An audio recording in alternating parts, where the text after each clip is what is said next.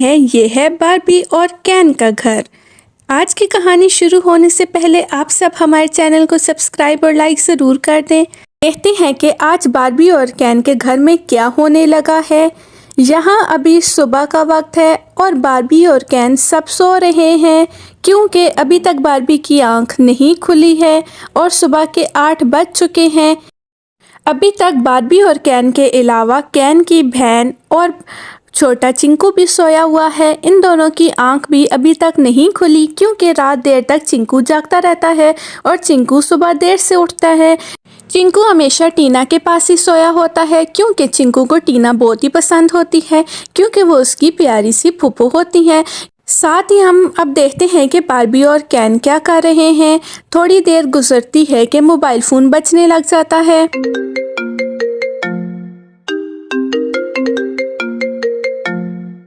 टीना कहती है, बाप रे बाप, ये सुबह सुबह कौन कॉल कर रहा है और मेरी तो आंख ही नहीं खुल रही।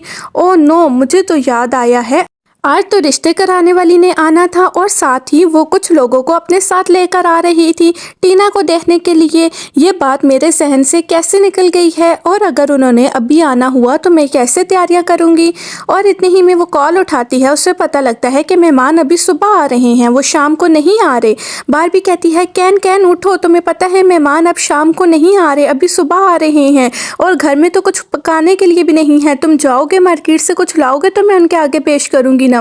कैन आराम से सोया हुआ होता है। बार्बी मुसलसल कैन को आवाज़ें दे रही होती है। अब कैन उठ के बैठ जाता है। वो कहता है, बार्बी इतनी भी परेशान ना हो, तुम सारे काम कर लोगी और मैं अभी फ्रेश होकर मार्केट चला जाता हूँ और जो कुछ तुम कहती हो खाने पकाने के लिए ले आता हूँ। बार्बी कहती है, जल्दी करें, टीना भी घोड़े बेचकर सोई हुई है, मुझे उसको भी जगाना है और उसको भी तैयार करना है और ब्यूटी पार्लर भेजना है ताकि कुछ वो देखने के काबिल हो जाए। उसको तो अपनी परवाह ही नहीं होती कि मैंने खुद को कुछ तैयार वगैरह भी करना है।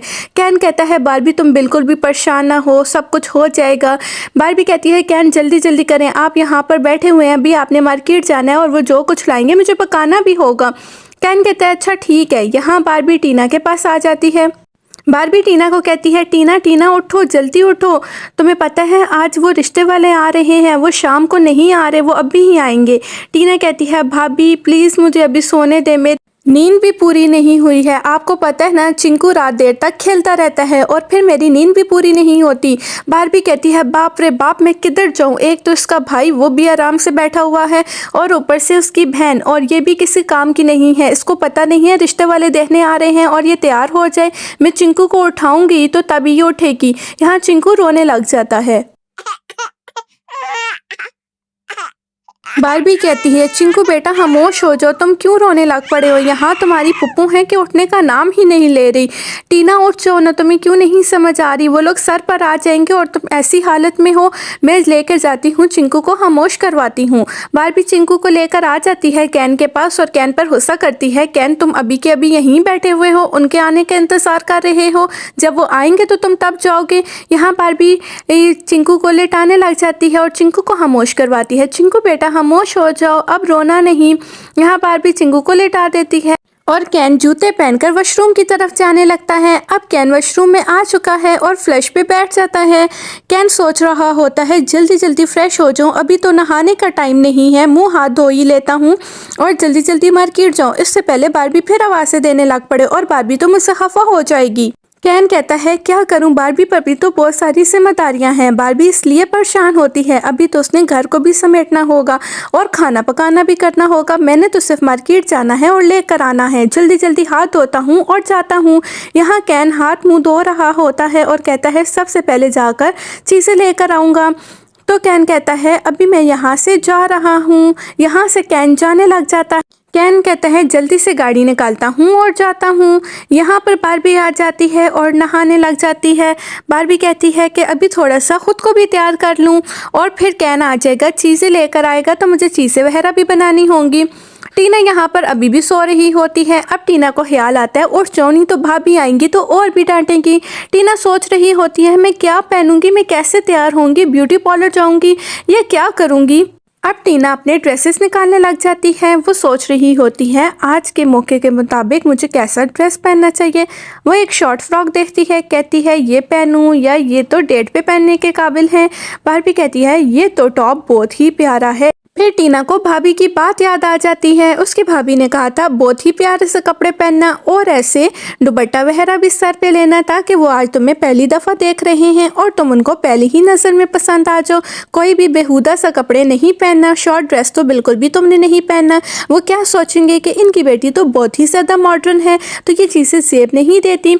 टीना कहती है अब मैं क्या करूं, इन सब में से तो ये वाला गोल्डन फ्रॉक अच्छा लग रहा है, ना तो ये बहुत ज़्यादा लॉन्ग है और ना ही ये बहुत ज़्यादा शॉर्ट है, और इसकी तो मैचिंग की हर चीज़ मेरे पास मौजूद है और ये कितना ही प्यारा लग रहा है। टीना गोल्डन फ्रॉक अब पहन लेती है। यहाँ टीना ने गोल्डन फ्रॉक पहन लिया है जो टीना के साथ बहुत ही हसीन लग रहा है। टीना कहती है अभी तो मैं मुकम्मल तैयार भी नहीं हुई लेकिन फिर भी कितनी प्यारी लग रही हूँ। अब टीना अपने जूतों के बारे में सोच रही होती है, कौन से जूते पहनूं जो बहुत ही प्यारे लग रहे हों। यहाँ पर वो हील के बारे में सोचती है, कहती है नहीं वो तो बहुत ऊंची हो जाएंगी, फिर मेरा पहनना बहुत मुश्किल हो जाएगा। यहाँ पर टीना के बहुत सारे नेकलेस लगे होते हैं। टीना अब नेकलेस पहन चुकी होती है। अब वो कहती है नेकलेस तो पहन लिया है, अब पिंक जूते पहनती है जो उसको बहुत ही पसंद होते हैं। टीना कहती है अब बालों पे भी कुछ लगाया जाए, कोई हेयर बैंड सा देखती हूँ जो बहुत ही प्यारा हो और मेरे कपड़ों के साथ सही मैच हो रहा हो। ये गोल्डन हेयर बैंड टीना के कपड़ों के साथ बिल्कुल मैच हो रहा होता है। गोल्डन नेकलेस और गोल्डन हेयर बैंड तो बहुत ही प्यारा लग रहा है और टीना तो बहुत ही खूबसूरत लग रही है। अब वो गोल्डन बैग भी पकड़ लेती है। टीना रेडी होकर बैठ जाती है और चिंकू को उठा लेती है और चिंकू के साथ खेलने लग जाती है। चिंकू भी टीना के पास बहुत ही ज़्यादा खुश होता है। बारबी कहती है वाओ टीना तुम तो बहुत ही हसीन लग रही हो, तुम्हें तो मेरी ही नज़र ना लग जाए, तुम तो इतनी हसीन लग रही हो, मुझे पूरा यकीन है तुम उनको पसंद आओगी।